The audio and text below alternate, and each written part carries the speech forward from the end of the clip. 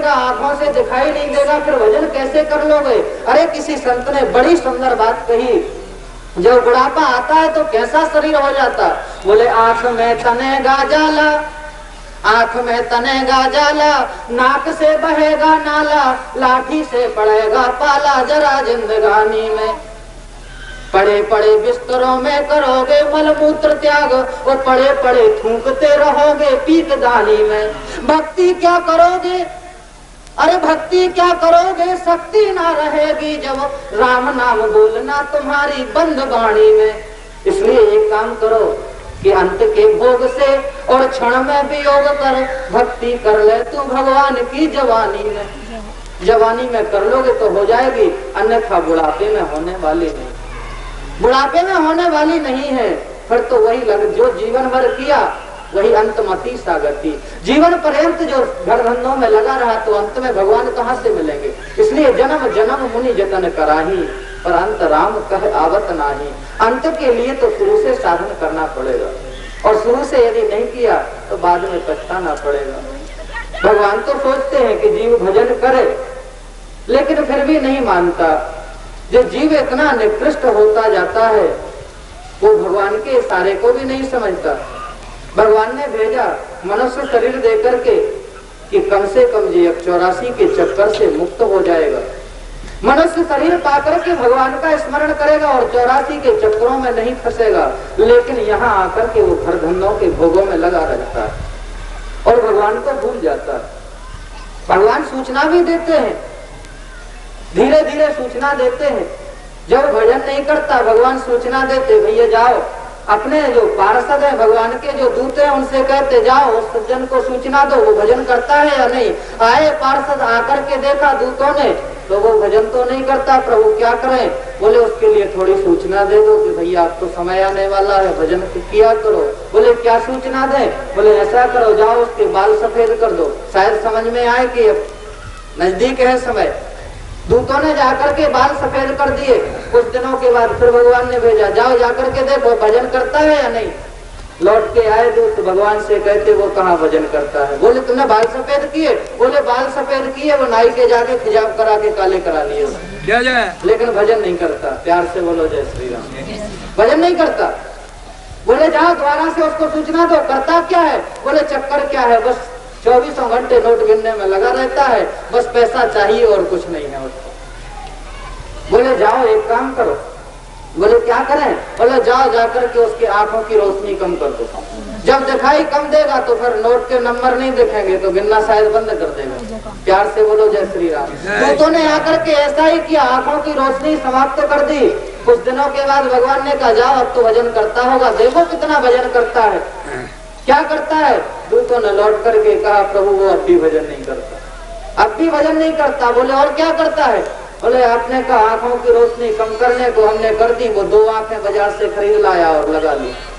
अब तो वो निकाल के जेब में रख लेता है और बार बार चश्मा चढ़ा लेता है, भजन नहीं करता। बोले फिर क्या करें? बोले अब की जाकर के एक काम करो, एक काम करो उसके सुनने की शक्ति को कम कर दो। कानों से जब सुनाई नहीं देगा, कोई पड़ोसी बोलेगा तो सुनेगा नहीं, इसलिए फिर तो राम राम करता रहेगा, किसी की बात नहीं सुनेगा तो भगवान का भजन करेगा। ऐसे ही किया दूतों ने आकर के कानों की मशीन भी बंद कर दी, लेकिन कुछ दिनों के बाद पता चला तो फिर भी भजन नहीं करता। बोले अब क्यों नहीं करता? अब सुनाई देता है। बोले क्या बता प्रभु आपने परमानेंट फिट कर दिए थे, लेकिन वो आजकल तो डॉक्टरों ने मशीन भी चला दी, वो भी कान में लगा लेता है, कभी जेब में रख लेता है, लेकिन भजन नहीं करता। बोले एक काम करो, अब तो ज्यादा कुछ मत करो, सीधे सीधे जाकर के एक ही काम करो, उसकी चोटी पकड़ के घसीट लाओ, यहाँ हम देख लेंगे करता है भजन। यमराज के दूत आते हैं और पकड़ करके उसको घसीट ले जाते और वहाँ नरकों की यातनाएं भोगाते हैं। जब उसको पता चलता है कि जीवन में भजन हुआ या नहीं हुआ तब उसको पता लगता है, लेकिन जब पछताए हो तो क्या, जब चिड़िया चुग गई खेत। फिर पछताने से लाभ क्या होता? पछताना है तो पहले से शुरुआत कर दो कि हमारा पात्र कितना बड़ा है, हमारा बर्तन, ये शरीर रूपी बर्तन हमने कितना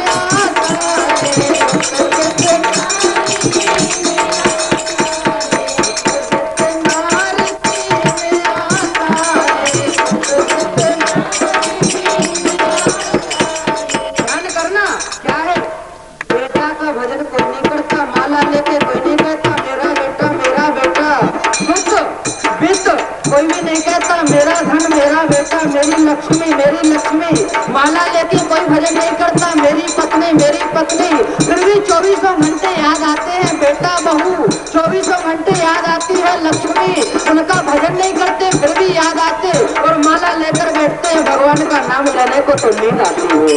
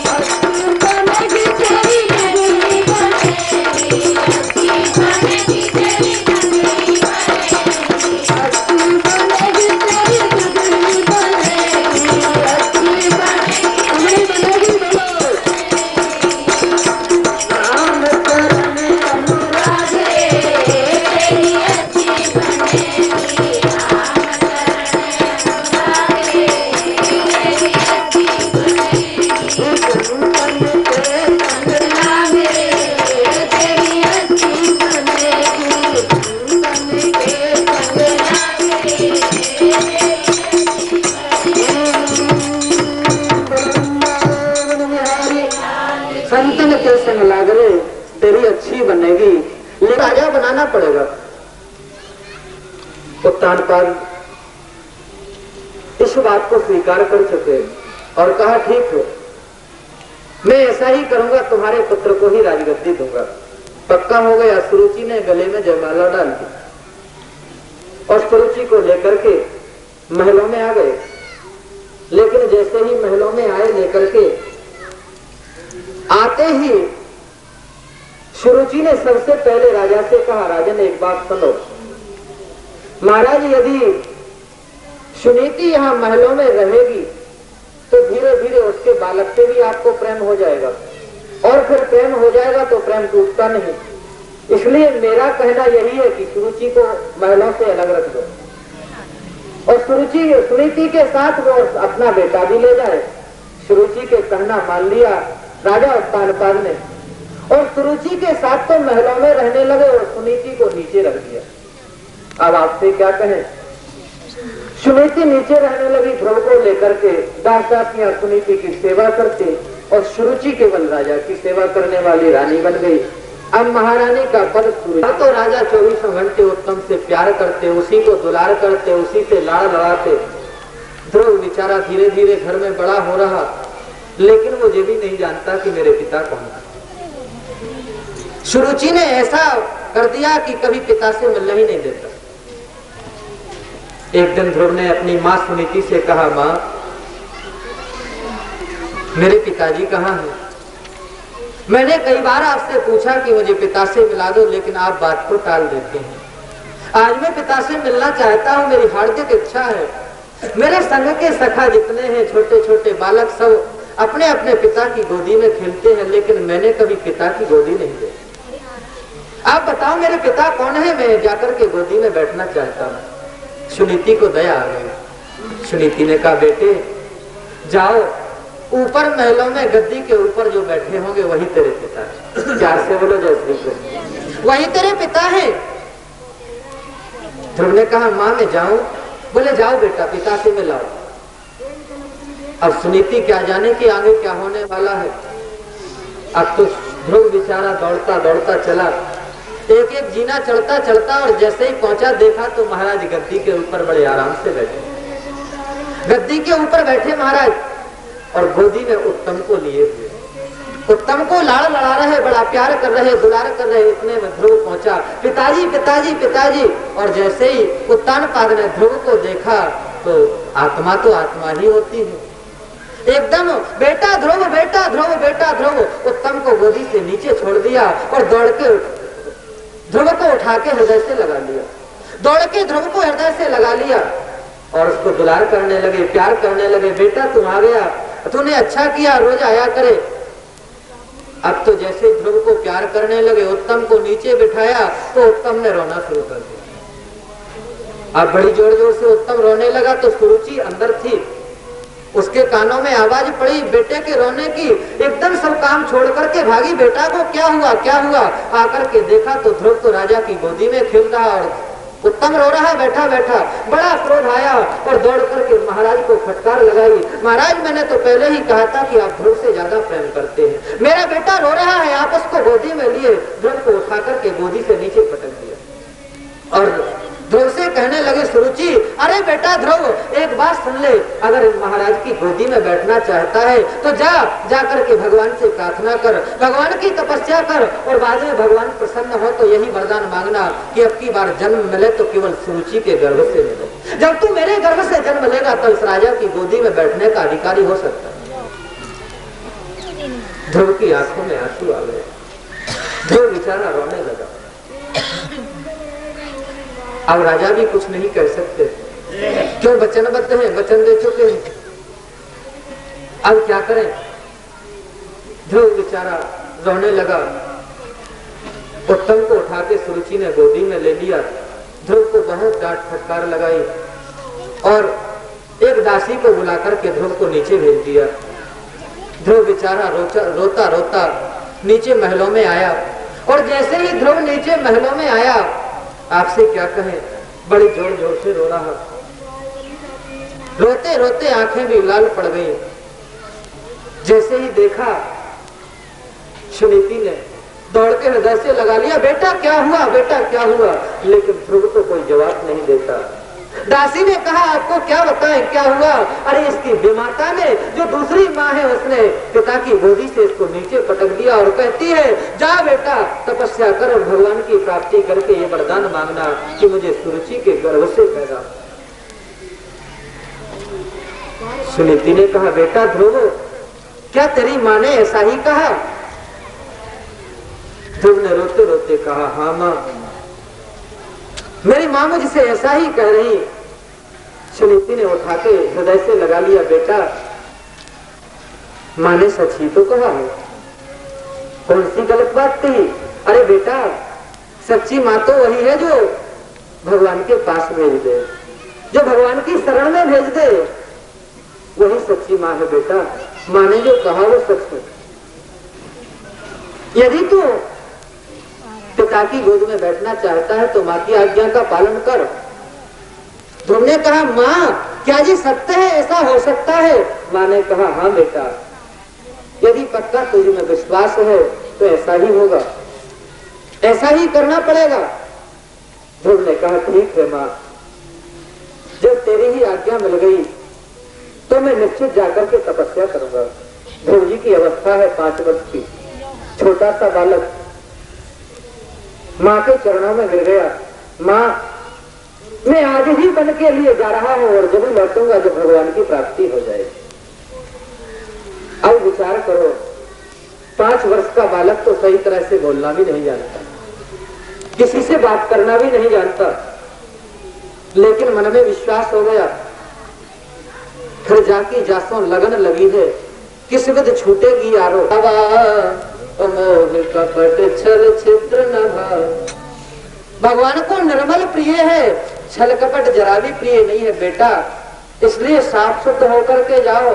ध्रुव ने कहा माँ मैं शुद्ध हूँ, मैं ऐसे ही जाऊंगा, मेरे अंदर क्या है? सुनीति ने कहा नहीं बेटा, तेरे मन में कुभाव है।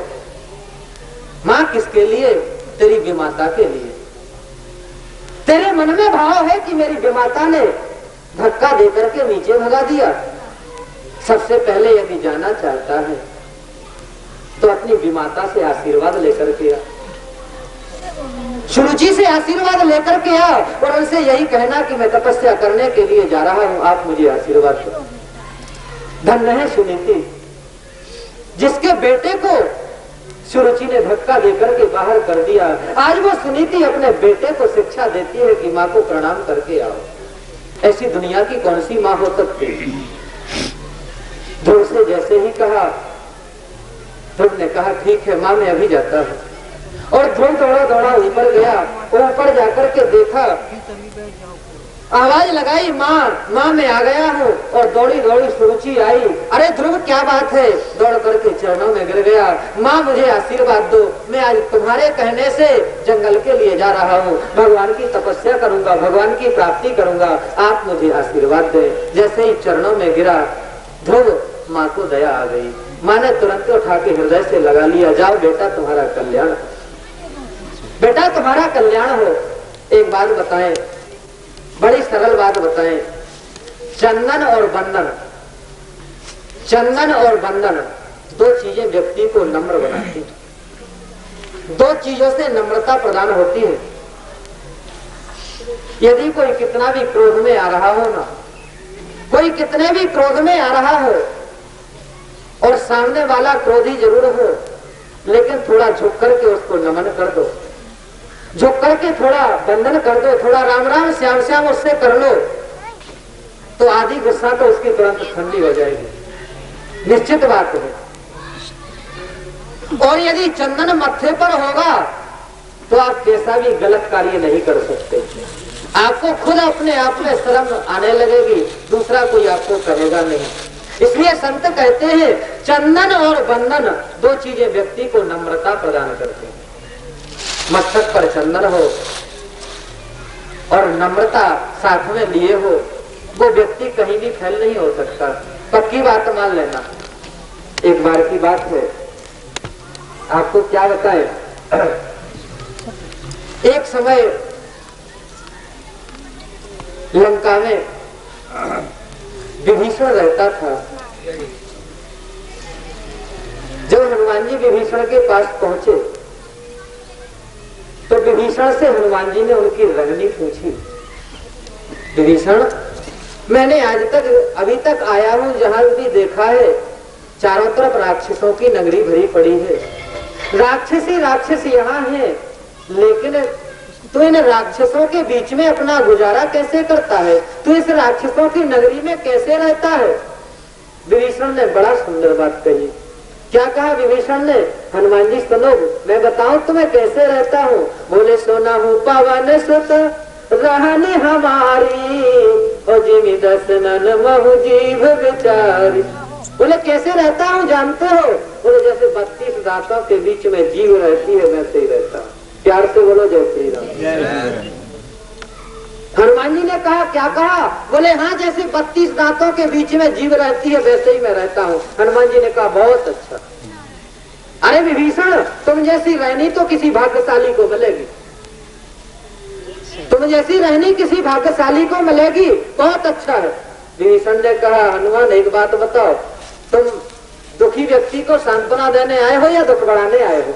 मैं कह रहा हूँ जैसे दांतों के बीच में जीव रहती है वैसे रहता हूँ, तुम कहते बहुत अच्छा। हनुमान जी ने कहा थोड़ा नहीं बहुत अच्छा। बोले क्यों, कैसे अच्छा? हनुमान जी ने कहा एक बात बताओ विभीषण,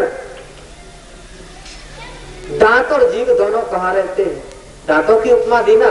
बोले दांत और जीव दोनों रहते कहाँ हैं? विभीषण ने कहा जी दोनों मुंह में रहते हैं। और कहाँ रहते? दांत भी मुंह में रहते और जीभ भी मुंह में रहती।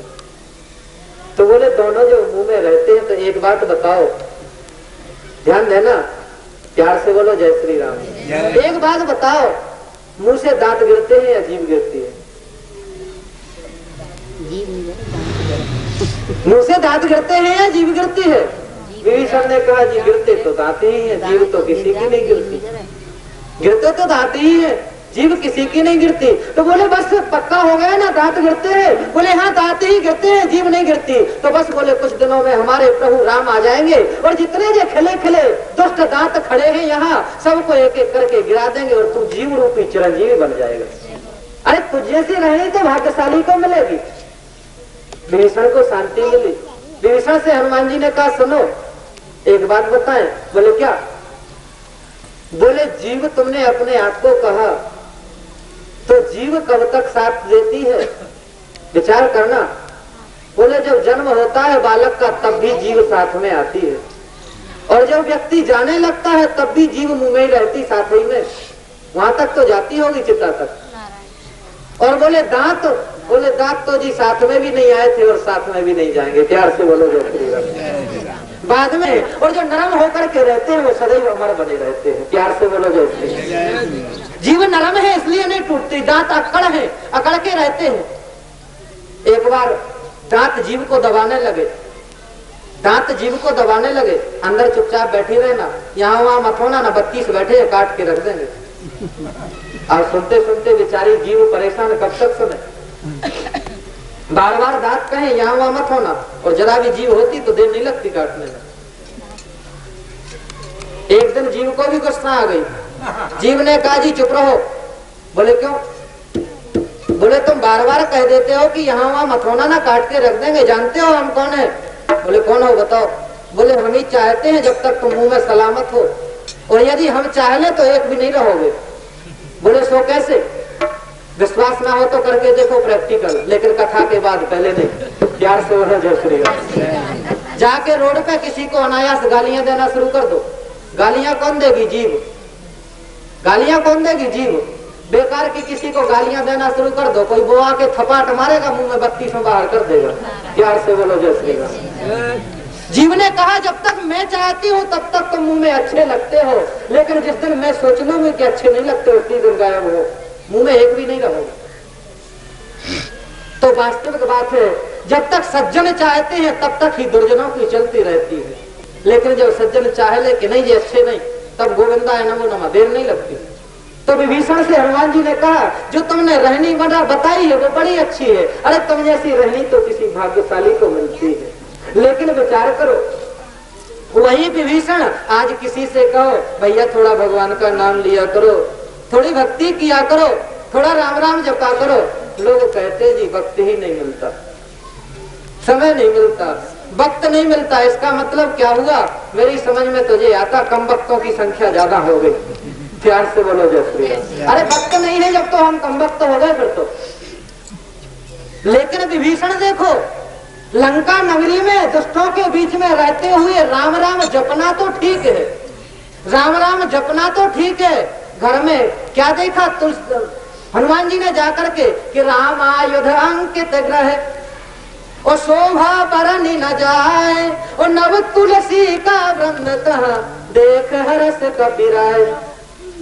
राम राम जपना दूर रहा, तुलसी का पेड़ आंगन में खड़ा है और आपसे क्या कहे राम राम लेता है सो तो ठीक है, लेकिन दीवालों के ऊपर भी राम राम लिख रहा।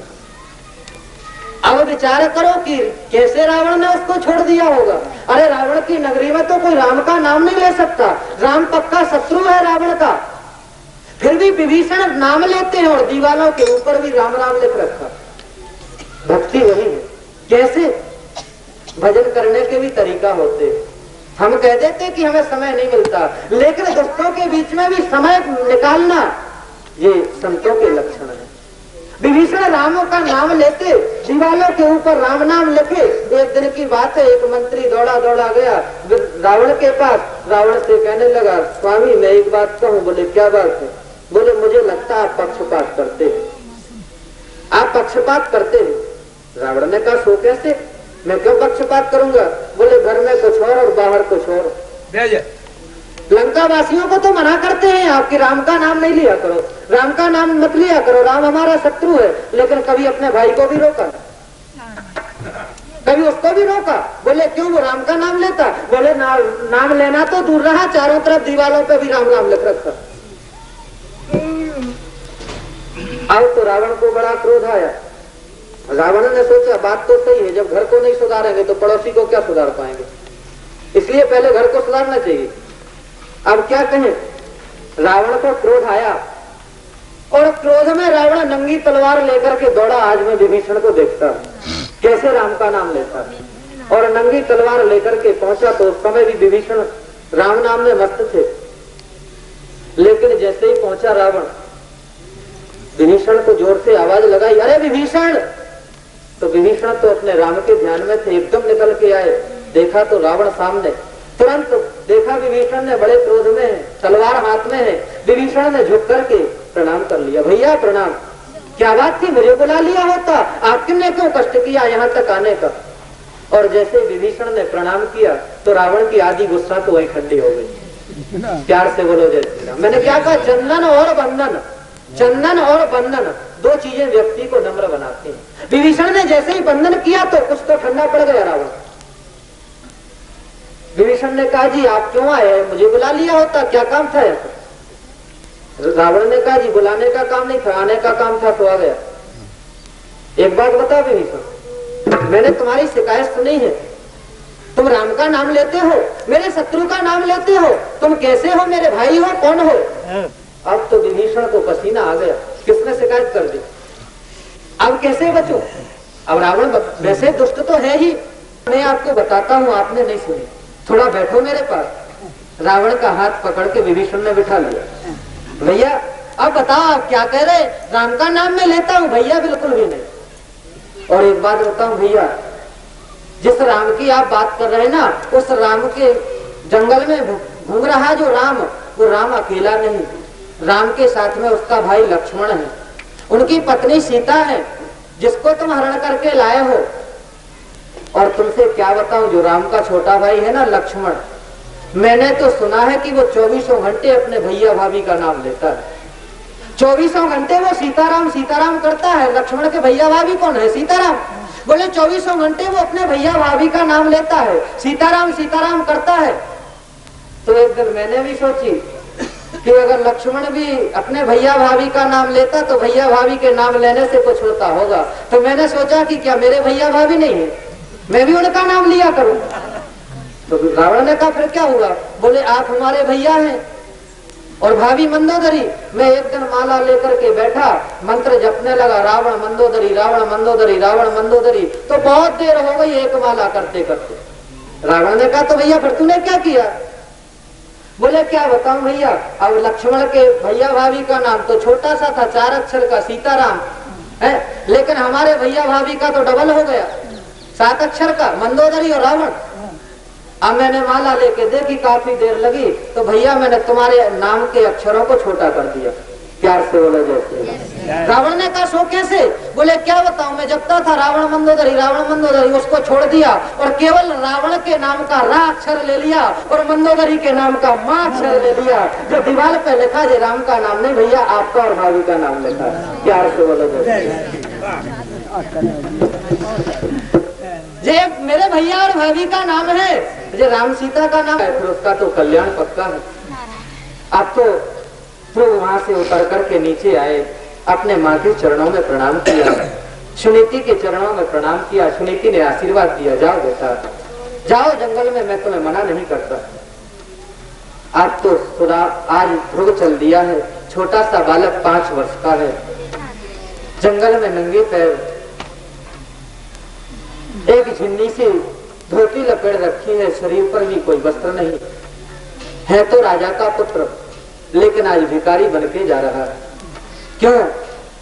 कारण है जो उसके पास दीन बन करके जाता है वो उसे जल्दी अपना लेता है। प्रभु के पास जो दीन बन करके जाता है वो उसको अपना लेता है, क्योंकि वो दीनों का बंधु है। उसका नाम ही दीन बंधु है। वो धनियों का बंधु नहीं, वो दीनों का बंधु है। जो कहता मैं जे हूँ मैं जे हूँ मैं जे हूँ, भगवान कहते तू है तो अपने घर बना रहे, मुझसे मतलब नहीं। और जो कहता प्रभु मैं कुछ नहीं, मैं तो भिखारी हूँ तेरे दर का, दाता एक राम, भिखारी सारी दुनिया। राम एक देवता, पुजारी सारी दुनिया। जो भिखारी बनकर के जाता है प्रभु उसको अपना लेते। ध्रुव आज छोटा सा बालक जंगल में चल दिया। 5 वर्ष की अवस्था, चले जा रहे थे। रास्ते में अब ना तो भगवान का नाम ही सही तरह से जानते, ना यही जानते कि भगवान कैसे मिलेंगे, और यदि भगवान रास्ते में मिल भी जाए तो पहचानते भी नहीं।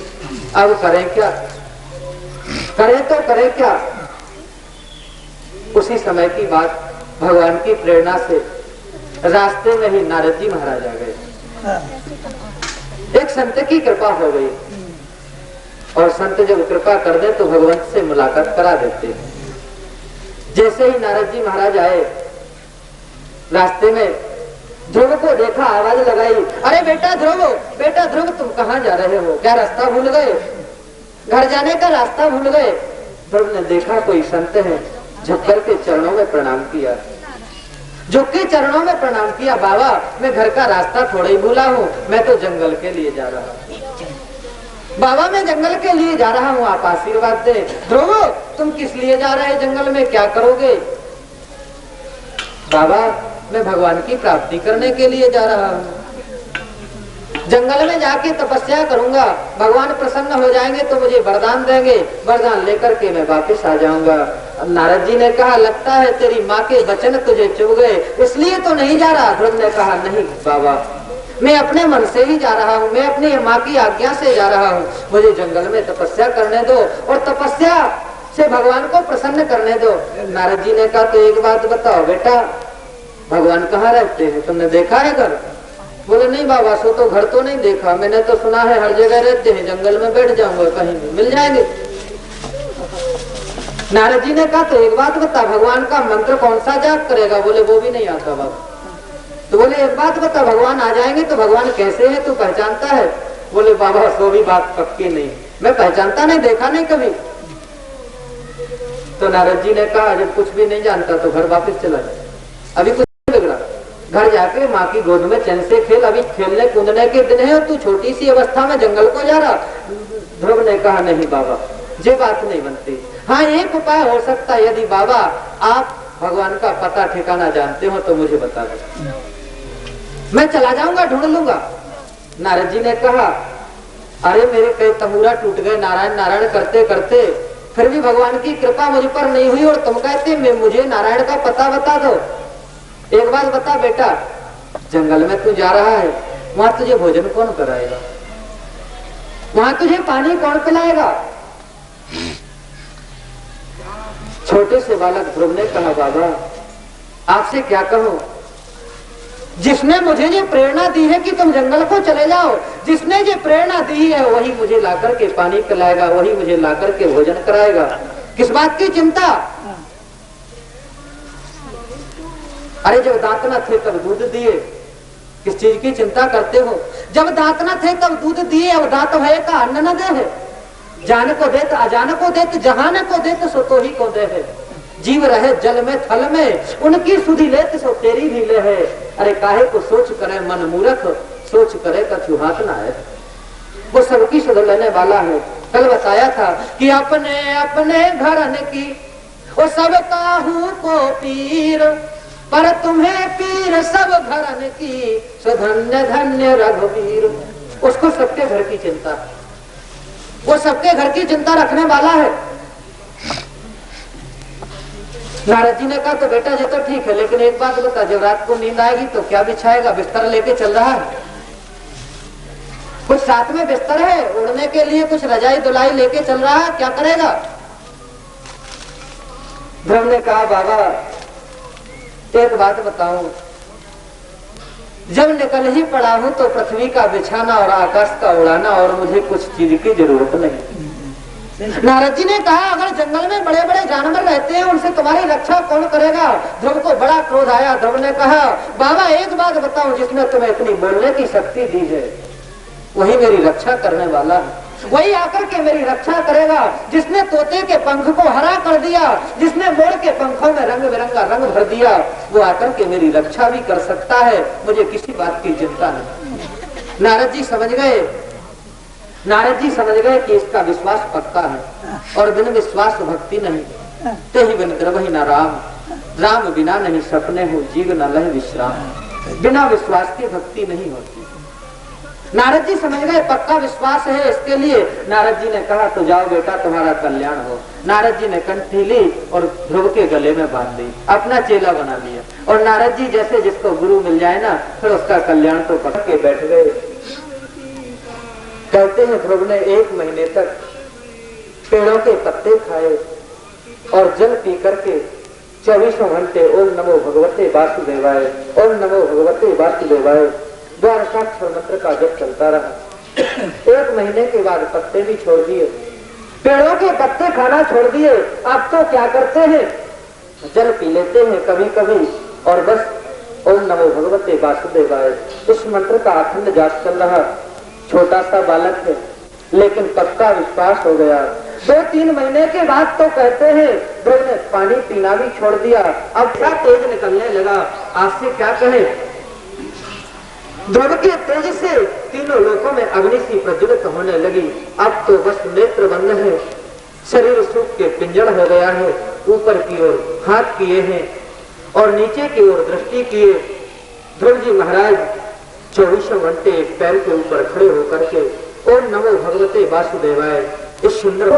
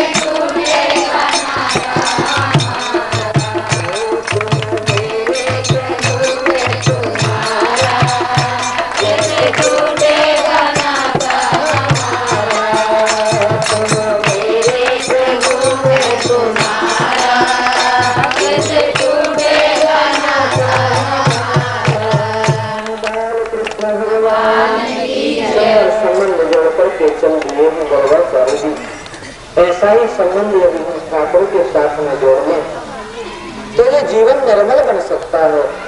जीवन धन्य तभी बन सकता है जब सुंदर कोई संबंध जोड़ो। कोई भी संबंध बना लो उसके साथ, जीवन पावन हो जाएगा, जीवन निर्मल हो जाएगा। लेकिन संबंध बनाना पड़ेगा। गर्गाचार्य जी तो चले गए, उसी समय कहते हैं कंस ने वहां से कागासुर नाम के व्यक्ति को भेजा। जैसे ही कागासुर को भेजा, भगवान तो धीरे धीरे बड़े हो रहे हैं, अब छोटे न है, टालने से नीचे भी आ गए। अभी तो घुटुआन चलते थे लेकिन अब तो पैरों से भी चलने लगे। ऐसे लाला कागासुर को देखा, दरवाजे पर कौवा बैठ गया, कौवा के रूप में आया कागासुर। भगवान समझ गए कि मामा जी आए हैं, इनका स्वागत करना चाहिए। भगवान ने जैसे ही देखा कागासुर को, तुरंत ही भगवान घर से बाहर निकल कर के आए। इतने में वो कागासुर आकर के भगवान के मस्तक में चोंच मारने लगा, तो भगवान ने उसकी चोंच को ही पकड़ लिया और पकड़ के बड़े जोर से घुमाया और घुमा के पृथ्वी पर दे मारा। पटकते ही उसके प्राण पखेरु उड़ गए।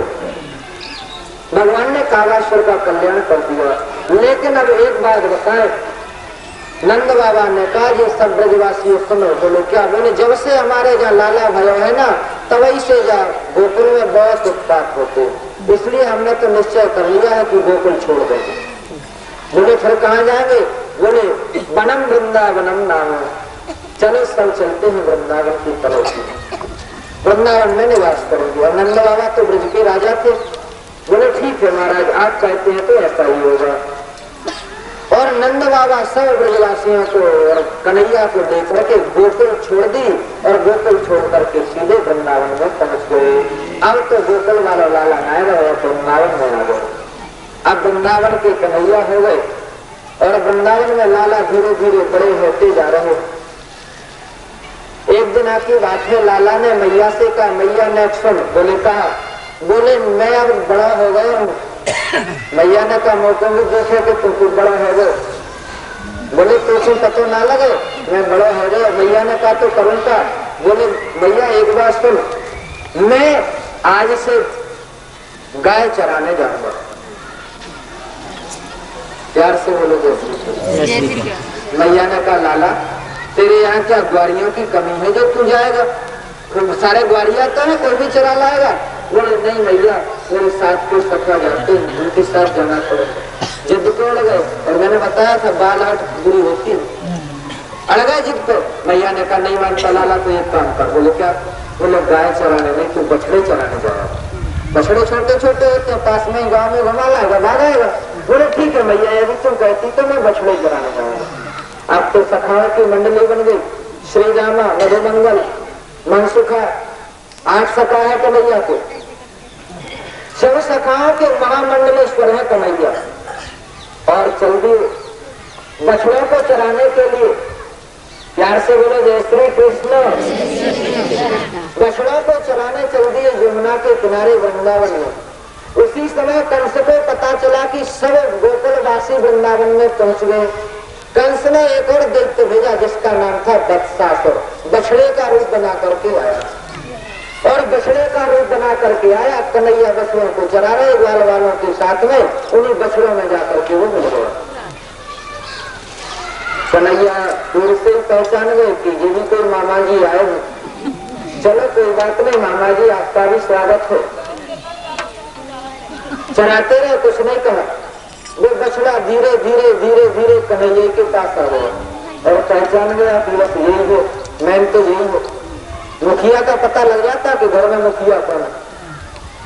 बोले इस मंडली का मुखिया यही है और इसको समाप्त करना है।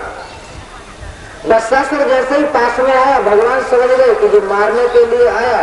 बड़े जोर से उसने दौड़ लगाई भगवान को मारने के लिए। भगवान ने उसके दोनों सींग पकड़े और सींग पकड़ के उसको चारों तरफ घुमा के जमुना जी की पल्ली पार फेंक दिया। और जैसे फेंका जमीन में गिरते ही गोविंद आया होगा। जाते हैं तो मैं बछड़े क्यों चराऊं? नहीं माने, गाय चराने के लिए तैयार। और कब गाय चराने को गए? बोले सबसे पहले कन्हैया ने गायों की पूजन की और पूजन करने के बाद कार्तिक शुक्ल पक्ष अष्टमी के दिन, जिसको आज हम बोलते हैं गोपा अष्टमी, उसी दिन से गायों को चराने के लिए कन्हैया गए। और एक विशेष बात, जरा में तो लगता गाय वाले तो कोई होंगे नहीं इस मंडली में, और फिर भी यदि कोई गाय रखे हो भगवान की अच्छी कृपा है, गौ सेवा करना चाहिए। जिनके यहाँ गाय दूध कम देती हो, दूध की कमी हो, वो गोपाष्टमी के दिन गौ की पूजन किया करो। उसके घर में कभी दूध की कमी नहीं रहेगी, क्योंकि कन्हैया ने पहले उस दिन गायों की पूजन की और बाद में उनको जंगल में चराने को ले गए। दीपावली को तो आप लोग करते हैं जी, 15 के लक्ष्मी पूजन वाले दिन, लेकिन उसके 8 दिन बाद जो अष्टमी आती, दीपावली के 8 दिन बाद, उसको गोपाष्टमी बोलते। उस दिन भी गौ पूजन होता है। हमारे ब्रज में बड़े धूमधाम से होता है। तो उस दिन गौ की पूजन करके कन्हैया लेकर के चले गए। उसी दिन की बात है, सब सखाओं ने आपस में विचार किया कि गाय चराने दूर आते हैं तो कुछ ना कुछ साथ में लेकर के आया करें। कन्हैया ने कहा जी सुनो सब सखाओ। बोले क्या? बोले जो भी हमारे साथ गाय चराने के लिए आएगा वो हमें कुछ ना कुछ खाने के लिए लाएगा। सबसे पहले मैं भोग लगा, पर सबको कुछ ना कुछ लाना पड़ेगा। एक बेचारा गरीब सखा हो, माने का लाला एक बात सुनो। बोले का? बोले तू तो है बड़े बात को बेटा, जो हमारे हर बात कर सके, लेकिन हम तो ठहरे गरीब, 1 दिन लाएंगे, 2 दिन लाएंगे, 30वें दिन मैया घर से निकाल देंगे, फिर क्या करेंगे? लाला तेरे यहाँ किसी चीज की कमी ना है, पर हमारे यहाँ तो बहुत कमी। हम तो कछु ना ला सके तेरे लिए, इसलिए ऐसे ही कहते गाय चराने आएंगे, नहीं तो अलग अलग हो जाएंगे, मंडली बिगड़ जाएगी, सब लेकर रोज रोज ना लाए। कन्हैया ने कहा तो सखाओ सुनो। बोले क्या? बोले तुम नहीं लाओगे? बोले नहीं, अपने अपने लिए लाओ, अपना अपने। बोले फिर कहाँ से लाएगा? बोले कहा बताओ, कहीं से लाऊं तुम्हें क्या लेने देगा? बोले अगर घर से नहीं लाएगा तो फिर क्या डाका डालेगा? बोले बोली कोई बड़ी बात नहीं, मैं चोरी करके लाऊंगा, पर तुम्हें खिलाऊंगा जरूर। सखाओं ने कहा तो लाला एक बात सुन लो। बोले क्या? बोले तू चोरी करेगा और काउ दिन पकड़ो गया ना तो नंबर हमारा भी लग जाएगा। प्यार से बोलो जय श्री राम। पकड़ो गया तो गड़बड़ हो जाएगी। लाला ने कहा एक बार समय सफा में पकड़ो ना जाए। बोले क्यों? बोले मेरी कुंडली में ऐसा योग है कि ये चोरी करेगा।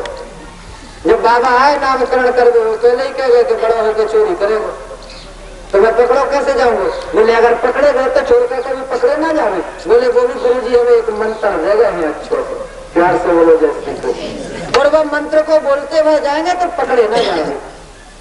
सिखाने का वो मंत्र कौन सा है बता दें? आप लोगों को बताया नहीं, गड़बड़ नहीं करना तो बता रहे नहीं। आप लोग भी घर पहुंचो और मंत्र का प्रयोग शुरू कर दो।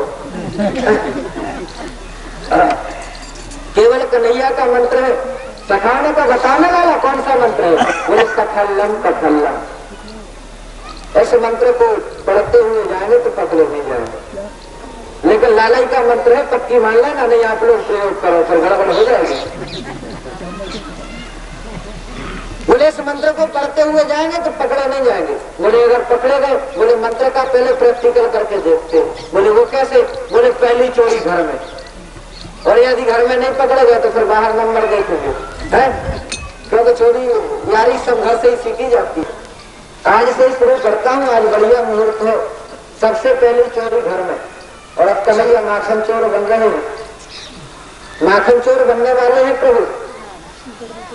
भगवान ने चोरी का काम शुरू करना आज से प्रारंभ कर रहे हैं। अब कन्हैया ने क्या किया? घर पहुंचे शाम का समय,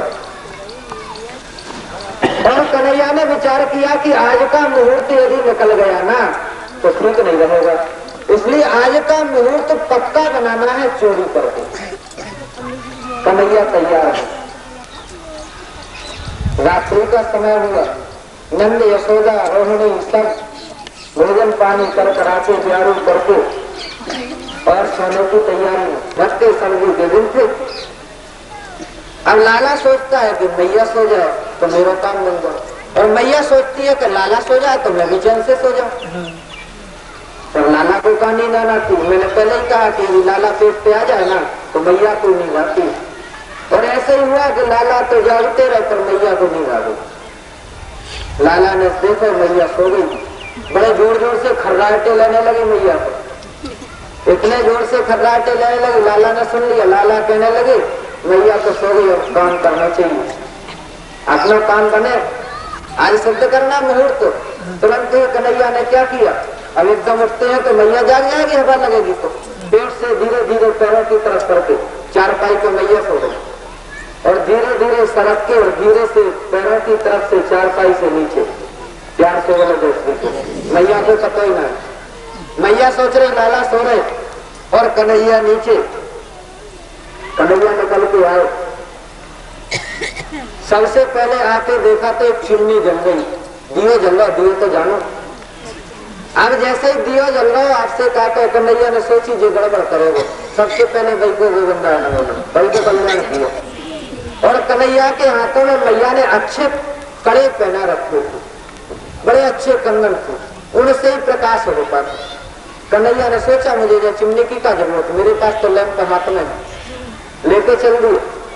पहुंचे अंदर रसोई में, देखा तो माट मटके सब रखे हुए हैं। कन्हैया ने कहा ठीक है, लगाना चाहिए नंबर। अब छोटे से तो कन्हैया, ज्यादा बड़े तो है ना गए अभी। अब छोटे से कन्हैया अब कैसे पकड़े? माट मटकों को छींके के ऊपर टंगे। जल्दी से कन्हैया ने काटी, एक पास में कोई स्टूल पड़ा होगा, धीरे से सरका लिया, और धीरे से सरका बाकी ऊपर जबरदस्ती चढ़ गए। और चढ़ के जैसे ही मटकी को उतारने लगे तो मटकी नीचे ध्यान से नीचे गिरी। बड़ी जोर से आवाज हुई, इतनी जोर से आवाज भई कि बगल में रोहिणी सो रही दूसरे कमरे, बाकी नहीं निकल रहा। और रोहिणी ने कहा अरे मैया, ओ मैया यशोदा, नेक्स्ट सुनियो। यशोदा ने कहा है तेरे रात में नींद ना आवे? बोले मैया नींद तो खूब आवे पर घर में लगे बिल्ली घुसी है। प्यार से बोलो दोस्ती, घर में बिल्ली घुसी है, लेकिन भगा दे सब मार मटके फोड़ देगी। यशोदा ने कहा सो जा चुपचाप, खुला मत कर, सवेरे भगा दे। फटकार के रोहिणी को सुला दिया। कन्हैया चुपचाप कोने में खड़े के गड़बड़ ना हो जाए, नहीं अभी डंडे पड़ेंगे। क्या करें, रोहिणी को सुला दिया, यशोदा ने फटकार लगा कि कन्हैया ने सोचा बात बन गई अभी तो। फिर स्टूल सरकाया और फिर माट मट के उतारने लगे। इतने में तो कहावत है, जैसे ही सरकाने लगे तो वो स्टूल ही लड़क गया और कन्हैया ग्राम से नीचे गिरे। और जैसे ही नीचे गिरे एकदम रोहिणी की नींद खुली। मैया तो सुनती ना है, सारे माट मट के फोड़ दिए दिल्ली में। यशोदा ने मुंह गाड़ के देखा तो चारों तरफ गुप्त अंधेरा, कन्हैया छुपे अंदर, गुप्त अंधेरा चारों तरफ। यशोदा रोहिणी से कहती, अरे रोहिणी कहा बताऊं, जो बिल्ली तो ऐसी आई कि दिए की बत्ती को खा लो। अब अंधेरे में कहा ढूंढे, क्या करे, चुपचाप सोले सवेरे देखेंगे। पर जी पकड़ना बिल्ली घुसी के घर को बुलाता वो तो प्यार से बोलोगे। कन्हैया ने खूब खाया, खूब खिलाया और करते करते खूब पेट भर लिए और चले आया। मैया तो सोरे खर्राटे लेकर के धीरे से रजाई में से पैरों की तरफ से घुस गया और मैया के पेट पे जाके आराम से। मैया को पता ना चलो। और कहावत है, कोई कोई मैया जो खर्राटे लेकर सोए ना तो बात बटुआ से न खुल जाए ना। और वेदांती मैया थी, बिना दांतों की, एक भी दांत नहीं थे मुंह में। अब डब्बा सब मुंह खुले, कन्हैया के हाथ में माखन को गोला है। कन्हैया ने सोचे जाकर भी तो कुछ प्रयोग करना चाहिए, जाको क्या करें। कन्हैया ने माखन को गोला लिया और मैया के खर्राटे चल रहे तो धीरे ही से मुंह में सब दबा। और मैया ने जैसे ही सांस ली तो वेदांती थी सट्ट से पेट में चलो गए। प्यार से बोलो, देर ना लगी है कई सांस में। और जैसे मुंह में पानी तो नहीं आया, ध्यान रखना, प्यार से बोलो। अब जैसे ही मैया के पेट में गया, मैया तो घबरा गई, मुंह चाटे बड़े मीठे लोग, लाला लाला नेक और खिला दे बड़ा मीठे हो। कन्हैया ने कहा मैया तो रुका है वो, अरे लाला नेक और जाकर खिला दे बड़ा मीठे हो। अरे मैया कोई सपना तो ना देख रहे, माखन रात के 2 बज रहे हैं तो तुम माखन न करो। बोले लाला तेने माखन ना खिलाओ। बोले मैया तू सपना देख रही होगी, मैं तो तेरे ऊपर सो रहा, माखन कहाँ है ना। और मैया कोई फटकार लगा दी लाला ने और सुना दी। अब तो दोनों सो गए, प्यार से बोले गए। पकड़े गए? बिल्कुल नहीं, पकड़े नहीं गए। फिर अब क्या करना? बोले आज से चोरी का काम पक्का, अब कोई कमी की बात नहीं। तैयारियां शुरू हो गई। तो बोले अब क्या करें? बोले बस अब जिसका घर खाली मिल जाए वही के घर में भागा। बोलो और करना क्या? प्यार से बोलो जैसे। अब तो चले जा रहे थे गायों को चराने के लिए, गायों को चराने चले जा रहे थे। एक सखी बेचारी पानी भरने के टाइम चली गई। घर में साकर लगी थी और कुंडी लगी, देख करके कन्हैया ने कहा बस जे घर सुनो देखो, तो भी से देखी जाएगी, जय में घुसला जाए। सखाओं ने कहा गायें चली जाएंगी। बोले एक तुम पीछे जाओ गायों को, 2 दरवाजे पे खड़े हो जाओ और 2-4 हमारे संग अंदर चलो। और खोली साकर, वैसे ना खोली तो एक के ऊपर एक चढ़ गए और खोल ली। और घोड़ा बन के साकर खोल ली और साकर खोल के सीधे घुस गए अंदर। देखते रहिए नीचे न सब माखन मिश्री चला जाए। प्यार से बोलो जय श्री कृष्ण। अब कहा करें? कन्हैया जैसे ही घुसे वहां जाकर देखा तो आजू बाजू में कोई नहीं, साकर तो बाहर लगी थी।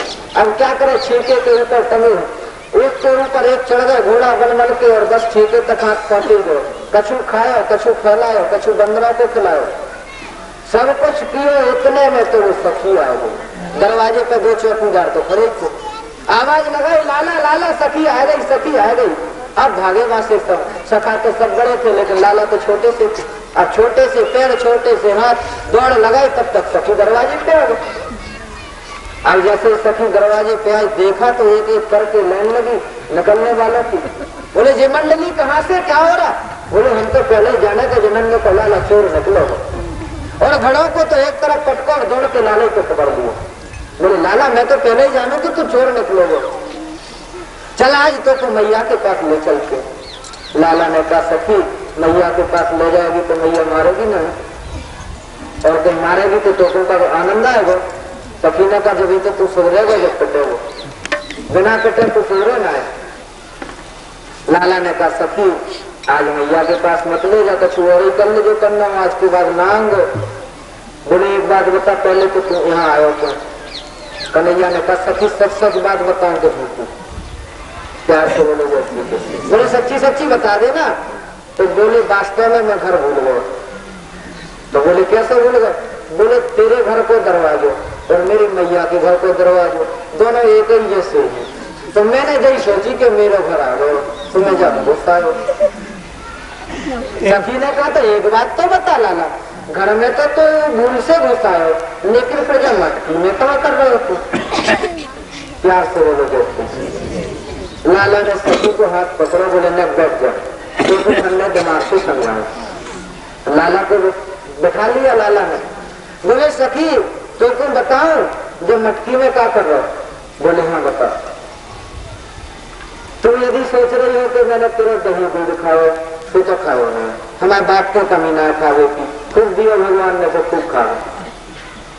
और अगर तुम कहे कि यहाँ करता रहे तो फिर मैं बताता। बोले बताओ क्या कर रहे? बोले क्या बताऊं सखी, आज सवेरे सवेरे मेरी मैया के घर से एक गाय को बछड़े खो गए। बोले सो? बोले वो बछड़ा का रंग हो सफेद और मैं सब जगह घूमते जब कहीं बछड़ा ना पाया ना, मैं धोखे से तेरे घर में घुसा है। मैंने सोची मेरी मैया तो घर, और जब मटकी को देखो तो जहाँ सफेद सफेद दही रखो। मैंने सोची कि सफेद ही मैया को बछड़ा है और सफेद ही दही है। तो मैंने सोची जब मटकी में बछड़ा तो ना घुस गए, जमाना में हाथ डाल के ढूंढो। सखी ने कहा काका लाला बछड़ा को ढूंढ रहे? बोले हाँ सखी वो बछड़ा को ढूंढ रहे। अच्छा लाला हाथ तो जल मारा तेरे हो गए होंगे, लेकिन एक बात तो बता, तेरे मुंह में भी तो लगा है, मुंह में कैसे लग गए? हाथ से तो बछड़ा ढूंढा, मुंह से क्या ढूंढा तेने? लाला ने कहा सखी तू ना समझेगी। बोले तू समझा तो मैं समझूंगी। लाला ने कहा एक बात बता, जिस समय मैं हाथ डाल के मटकी से बछड़ा ढूंढ रहा ना, बैठा में चेटी आई। सखी बा ने कहा कि मेरे पैर के ऊपर चढ़ गई। अब मेरे हाथ तो खराब थे, मैं देखता रहा, चढ़ते चढ़ते घोटू पे पहुंची, घोटू से कमर पे आई, चढ़ते चढ़ते थोड़ी पे पहुंच गई। अब मैं बड़ा परेशान, दोनों हाथों में दही लगा रखा, मैं करता भी क्या, करूं तो करूं क्या? और वो चेटी सखी धीरे धीरे मुंह में घुसने लगी। मुझे बड़ी गुस्सा आई, मेरे एक पकड़ लगाया मुंह पे, तो हाथ में दही लगा था मुंह लग गया। प्यार से अंकल के पहली बार तो बच गए, बहाने बना बना। सखियां भी उड़ाने लगे, लोग चोरी करेंगे तो घर में शिकायत तो भी आएंगी। सखियां मैया से कहने लगी तुम्हारा लाला चोरी करे। यशोदा कहती है कि लाला चोरी करे तो तुम समझा दो करो और कहा करो, और अगर तुम ज्यादा नुकसान कर दो तो हमारे घर से दूध दही ले जाया करो, घर थोड़ी 2-4 मटके उठा के ले गए यहाँ से। तो मेरा लाला है, इससे गाली मत दिया करो।